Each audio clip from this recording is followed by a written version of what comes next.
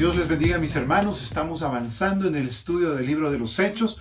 El día de hoy nosotros vamos a estar conversando, compartiendo sobre la defensa que hace el apóstol Pablo delante de Agripa, uno de los personajes que en ese momento están buscando saber qué es lo que está pasando. ¿Cuál es la razón por la cual este personaje, que la verdad no lo conocen, está en la cárcel? ¿Por qué razón los judíos lo persiguen con tanta vehemencia?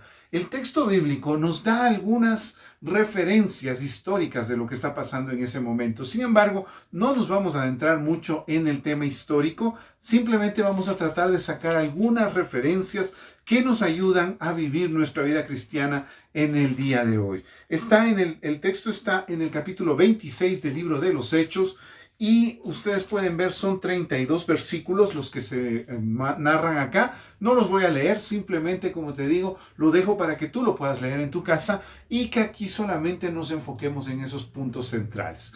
Voy a dar una perspectiva general de lo que está diciendo el texto.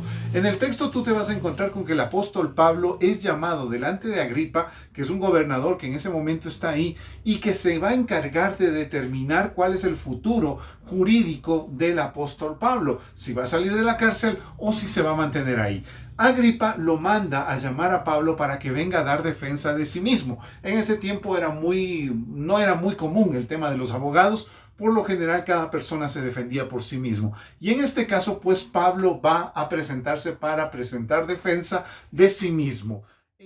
Los que tengan que hablar, acercadlos.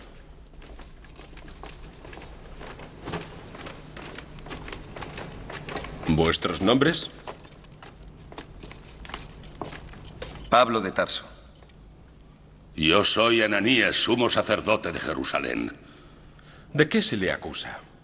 Este hombre, Saulo, es un agitador entre los judíos de todo el mundo. No solo los de Israel, sino los de todo el imperio. También es el cabecilla de una secta indecente basada en Jesús de Nazaret, Mesías fraudulento. En lo que sucede luego es toda una exposición de la vida del apóstol Pablo, donde nos muestra cómo fue él, qué es lo que pasó en su vida, cómo llegó a cambiar su vida para empezar a seguir a Cristo y lo que ahora hacía, cuál es el centro del mensaje que él está compartiendo. Eso es lo que está el texto hablándonos en este caso. Ahora, voy a lo que te decía, ¿qué es lo que nosotros podemos sacar de este texto? Primera cosa, cuando tú lees este texto tú te das cuenta de que Pablo no se avergüenza de decir que era un pecador.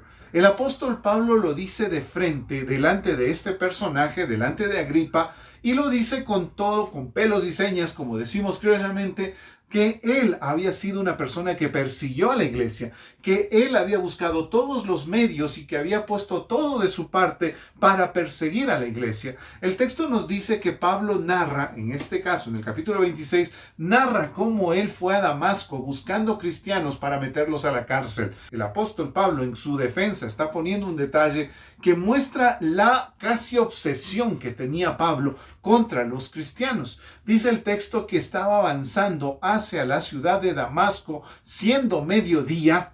Ese pequeño detallito es el que a nosotros nos llama la atención. ¿Por qué? Caminar en medio de esa región que era medio desértica a mediodía era realmente porque estabas con mucho, pero mucho apuro.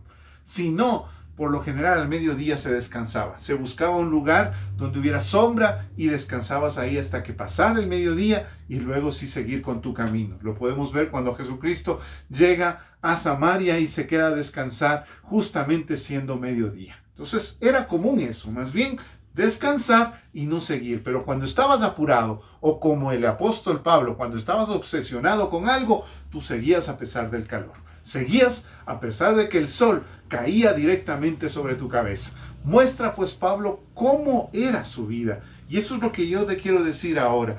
Uno de los principales temas que tú vas a darte cuenta en este capítulo 26 es que quien debe brillar en nuestra manera de vivir, quien debe ser exaltado en nuestro hablar, no somos nosotros mismos, sino Dios. Es Cristo Jesús el que tiene que ser exaltado. El apóstol Pablo no le da miedo hablar de cómo era anteriormente, porque a él lo que le interesa es que Cristo sea exaltado, no que a él lo exalten, no que a él lo alaben, y por esa razón no tiene vergüenza de decir cómo era antes de conocer a Cristo. Hoy en día muchas veces nosotros no decimos cómo era nuestra vida. Muchas veces los pastores incluso se avergüenzan de cómo era su estilo de vida antes de conocer a Cristo. Pero si realmente quieres hacer que Cristo sea exaltado, debemos reconocer que nosotros no somos los que hacemos la cosa. Nosotros simplemente dejamos que Dios nos lleve. Nosotros simplemente dejamos que Dios sea el que haga su obra en nuestra vida. Eso es lo primero que vemos en Pablo. No le dio vergüenza decir que había sido un gran pecador, no le dio vergüenza decir que aprovechó todos los medios para perseguir a gente inocente, simplemente quiso mostrar cuán grande fue el cambio que Dios había hecho en su vida.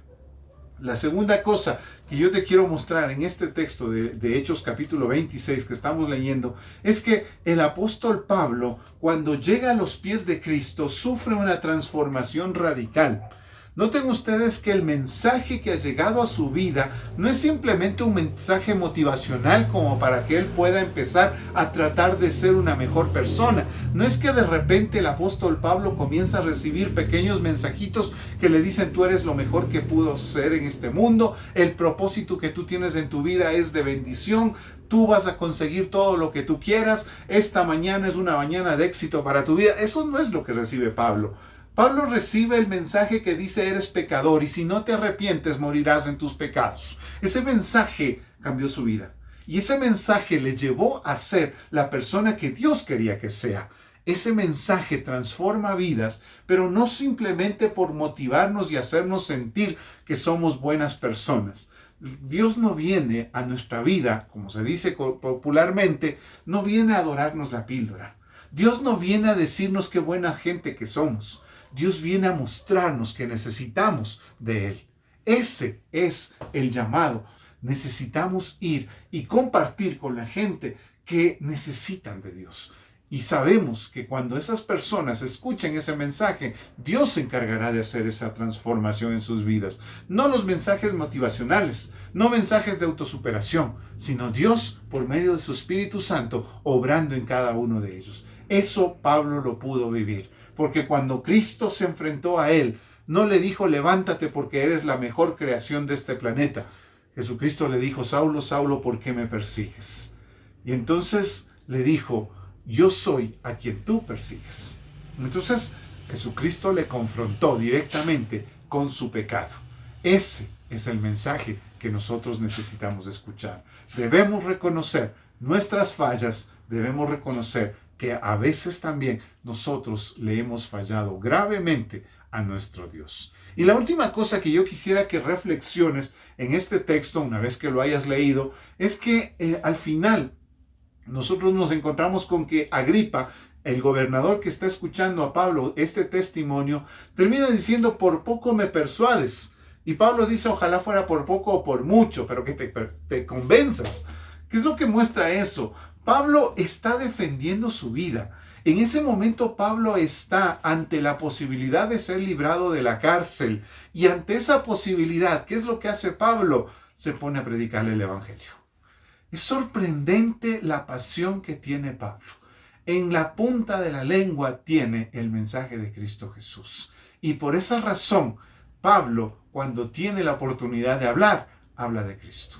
Nos recuerda lo que Pablo luego le dirá a uno de sus discípulos. Predica a tiempo y afuera de tiempo. Al apóstol Pablo le dieron oportunidad de hablar, no se diga más, vamos a hablar de Cristo. Había veces en que no le dejaban hablar, igual buscaba la manera de hablar de Cristo. Es un ejemplo de la vida cristiana. Cómo tú estás aprovechando la oportunidad que Dios te da para compartir el evangelio de Cristo con tus amigos, vecinos y familiares. El mundo necesita ser confrontado con el evangelio de Cristo. Pero eso solo lo podremos hacer cuando en nuestro corazón arda la llama del Espíritu Santo. Yo te animo a buscar de Dios y que sea Dios el que hable a través de ti. Que Dios te bendiga. Eres tú mi escudo.